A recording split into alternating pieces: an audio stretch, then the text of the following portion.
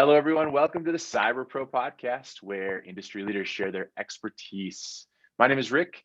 I'm excited for my guest today. She is not only a female in cybersecurity, but also born and raised in Guatemala, moved here, loves it here, loves Colorado. So excited to have you on.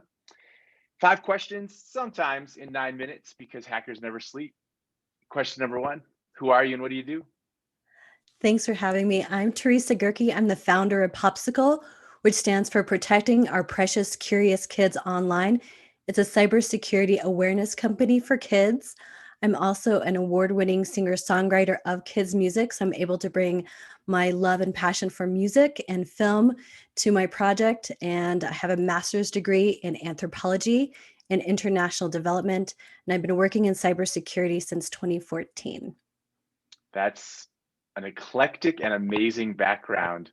What other interesting fact would you like to share with us other than what you just did? I'm throwing a side question in. I love paddleboarding. How Very about good, that? very good. I at least didn't make you sing a song, so I can do that. I can do that. I'm sure you could. I'm sure you could. Could you do me a favor? Could you spell out your website for us?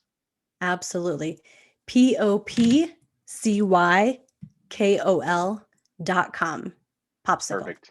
Wanted to make sure everybody had access to that. Question number 2, what's the best thing about being a cybersecurity professional? It's got to be helping people and helping those kids. We're remote learning here, and my son has figured out all these workarounds to bypass his monitoring app and the security. And that's kind of the reason I started Popsicle, because he was really clever.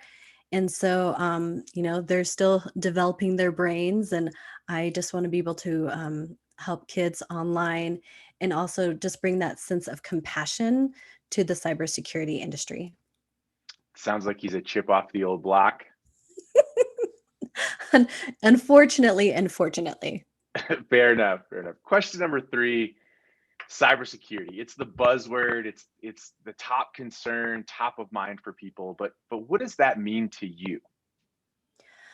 So, I've mentioned this. I have a cyber blog, kind of a side gig from Popsicle, which I started before Popsicle, called The Dark Shiny Unicorn.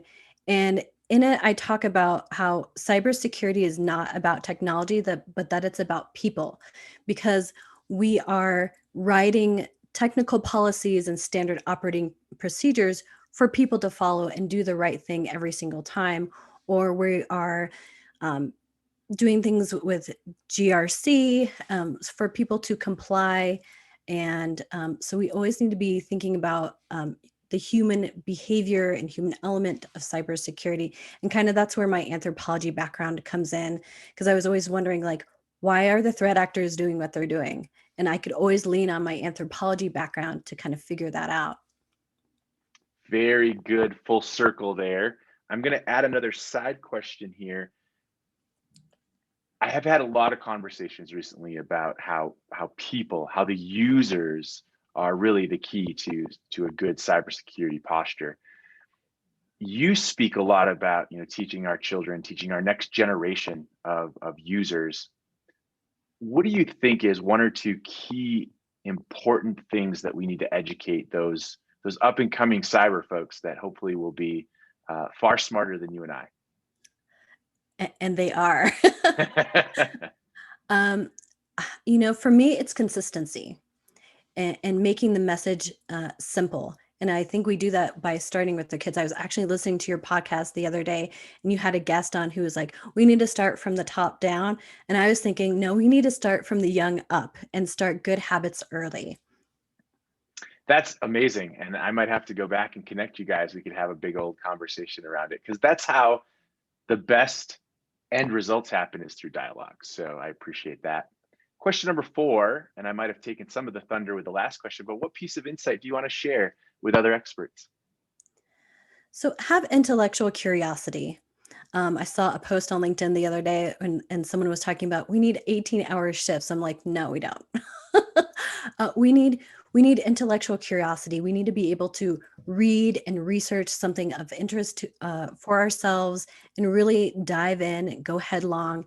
And, I've done that many times. And, like, as an example, I worked for a solar cell manufacturer, and they asked me to learn how to run a scanning electron microscope. And I came from anthropology. I was like, I don't know how to do that. But it came with two really thick manuals, and I was the only person from the QA department at this office in this lab. And so I had all this time on my hands, and I read the manuals cover to cover multiple times because I just had the time, and was able to run the scanning electron microscope, verify our product, and teach people how to use the SIM, as well as write the standard operating procedure. So you dive in. I also think you need to be flexible, and especially during this time of being in a pandemic, as we all have learned, I'm juggling, an ailing dog, a kid who's remote learning. I'm taking care of my aging mother. So, employers need to recognize that the job is not the only thing that we are doing right now. There's a lot going on, and also addressing mental health issues, and hire women, hire women, because if you don't, we'll become your CEOs. I'm okay with that. I am absolutely okay with that. I one of my best friends in cyber is a data compliance executive, and I've learned so much from her, more than I have from any of the men that I work with. And so please take that to heart, people. I want to pull a quick thread before we get to our fifth-ish final question, and that is, what are some soft skills that young adults or children can start to develop to make them successful in cybersecurity? Goes back to that curiosity and the creativity. I mean, my son, I actually adopted my son. I fostered him for 2 years, and he's from day one that I got him, he is asking questions all the time. As an introvert, I'm a little like uh, exhausted by it, but at the same time, I'm seeing him develop into this like really incredible creative person, and he's innovating just the way I am. And so asking questions and not being afraid to ask the questions too. Nice. Question number five, the fifth final question.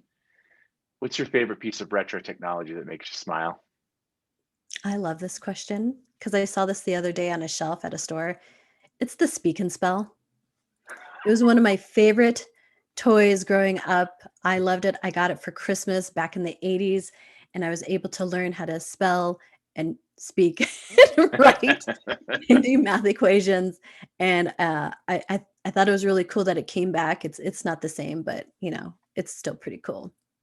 That's amazing. I have not seen that in years, but I am a product of the 80s as well, so I totally remember that, and thank you for making me smile with that.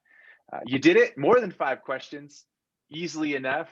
Thank you so much, everyone. Check out our other episodes at the Cyber Pro podcast, and have a great day. Thank you.